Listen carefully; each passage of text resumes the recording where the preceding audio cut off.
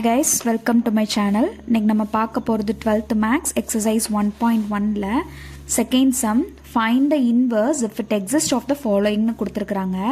Okay, இப்போ பாருங்க first sum -2 4 1 -3 னு கொடுத்திருக்காங்க 2x2 matrix. இதுக்கு inverse first exist ஆகுமான்னு find out பண்ணிட்டு அதுக்கப்புறமா inverse find out பண்ணலாம். first exist ஆகுமா அப்படின்றத find out பண்றதுக்கு டிட்டர்மெண்டோட வேல்யூ வேணும். ஓகேவா, எதுக்கு நம்ம டிட்டர்மெண்டோட வேல்யூ ஃபைண்ட் அவுட் பண்ணுறோம் அப்படின்னா இன்வர்ஸோட formula A inverse is equal to 1 by determinant of A into adjoint of A.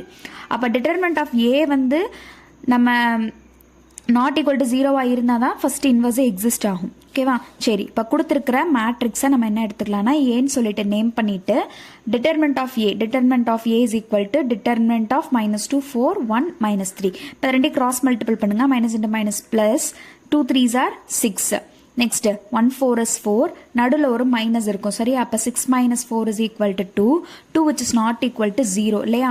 அப்போ not equal to 0 வந்தாதான் therefore A inverse exist. இந்த டேர்ம் கண்டிப்பாக எழுதணும், therefore A inverse exist அப்படின்ட்டு. ஓகே, நெக்ஸ்ட் பாருங்க, ஃபர்ஸ்ட் டிட்டர்மெண்ட் வேல்யூ கண்டுபிடிச்சிட்டோம், அடுத்து adjoint கண்டுபிடிக்கணுமா. அட்ஜி A is equal to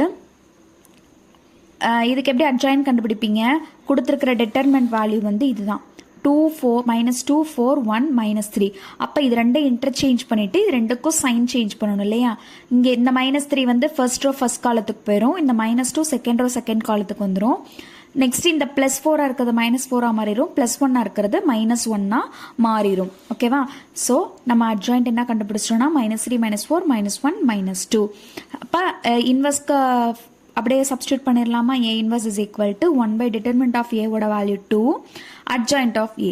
Okay, that's all. Thank you.